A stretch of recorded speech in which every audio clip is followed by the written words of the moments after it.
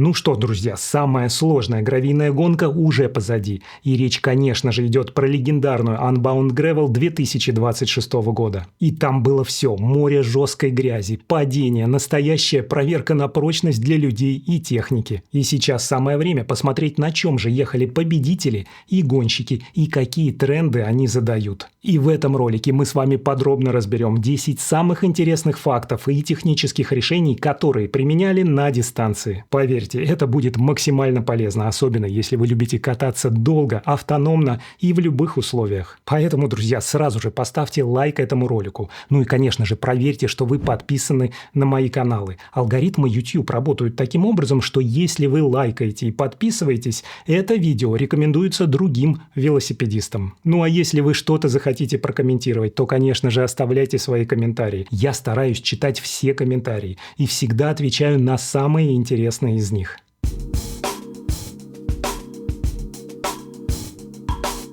Ну что, главным героем стал новый Specialized Crux, который официально представили прямо на этой гонке, и он буквально разгромил конкурентов. Спортсмены на нем заняли первое, второе, третье и пятое места в мужском зачете 200-мильной дистанции, а также первое и второе место у женщин. По сути, подиум выглядел как одна большая реклама спеша. Байк победителя Матса Шмидта получил кастомную окраску чемпиона Европы. Чтобы победить, Шмидту пришлось финишировать на заднем колесе своего товарища по команде Мэтта Бирса, которое тот отдал ему после поломки. На кадре с финиша это колесо выглядит подозрительно чище остального байка.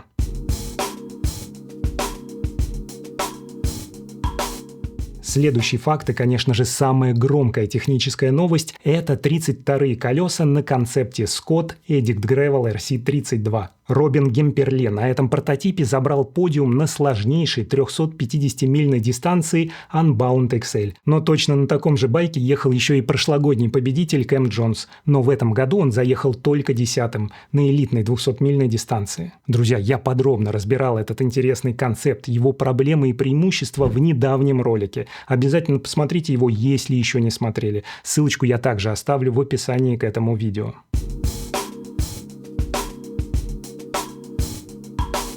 Третий интересный факт опять касается победителя мужской элиты. Шмидт пошел против всей логики гравийных гонок. Несмотря на море грязи и секции, где можно было идти только пешком, он ехал на шоссейных педалях и в шоссейных туфлях. На самом деле я реально поражен такому решению, потому что забитые грязью шоссейные контакты практически невозможно встегнуть обратно. Но что вы думаете о таком выборе победителя и на каких контактах сами катаетесь на гравийнике? Обязательно пишите свое мнение в комментариях.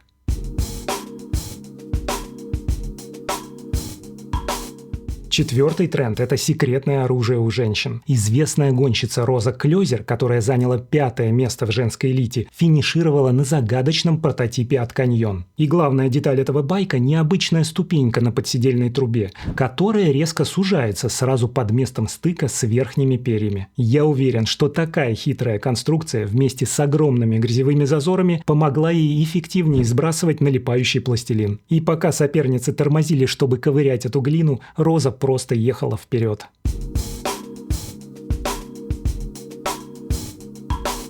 Пятый тренд доказывает, что гравий становится все более аэродинамичным. Занявший 3-е место Тобиас Кингста напрочь отказался от стандартного грэвел-руля. Вместо этого он поставил шоссейный аэроруль Aero Coach Ornix. Его ширина в районе тормозных ручек составляет всего 325 мм.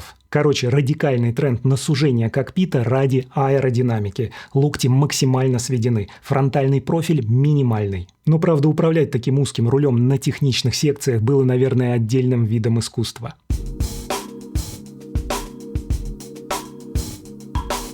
Шестой интересный момент – это новый прототип Giant Revolt, на котором австралиец Брэндон Джонсон занял 4-е место в мужской элите. Правда, под огромным слоем грязи этот байк разглядеть тяжело. Интересно, что чистые участки на нижней и верхней трубе говорят, что Брэндону приходилось долго нести велосипед на плече. Также на фото виден забавный нюанс с флягами. Они выглядят одинаково, но одна сделана с крышкой Elite, а подседельная Stazh.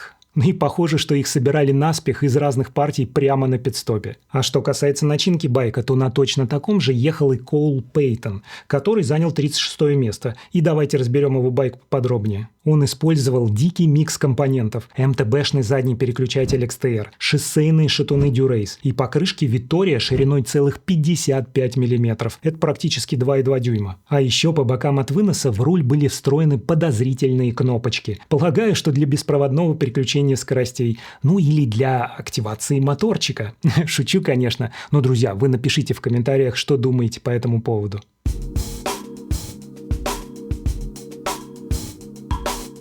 Как же гонщики боролись с грязью? Когда заводских решений недостаточно, в ход идут обычные стяжки. Например, Мэтт Бирс закрепил на подседельной трубе кастомный аппликатор для смазки цепи, чтобы обновлять ее прямо на ходу. А Сесили Дейкер, занявшая 3-е место в женской элите, пошла еще дальше. Она установила прямо на руль двузубый резиновый скребок для очистки от грязи. И это настоящий полевой инжиниринг, который, кстати, спас ее в гонке и вывел на подиум. А еще Роза Клёзер на свой прототип «Каньон» намертво примотала к верхней трубе палочку для очистки от грязи, но, похоже, она осталась нетронутой. Зато сумочка с инструментами на раме полностью отсутствовала. Похоже, Розе пришлось применить ее на дистанции, либо ее просто сорвало на кочках.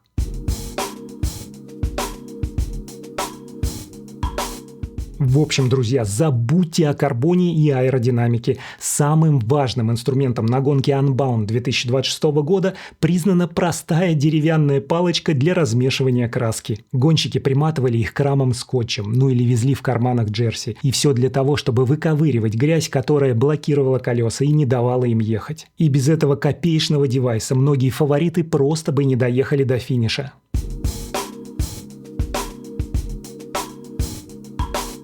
Девятый интересный момент касается лидера женской элиты Софии Гомес Вильяфанье, которая показала гениальный в своей простоте прием. Она просто поставила на цепь черный замочек. И это реально крутая идея для таких грязных гонок — использовать замочек контрастного цвета, который в случае ремонта цепи можно легко найти глазами.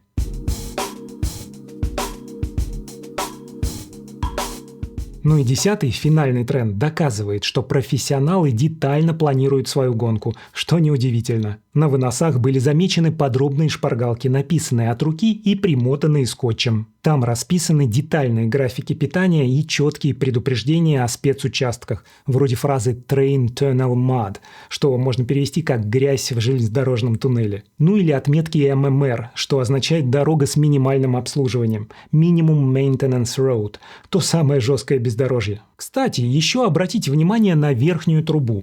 Прямо к раме там примотаны 3 запасных жгутика для быстрого ремонта без камерки. Тоже крутой лайфхак.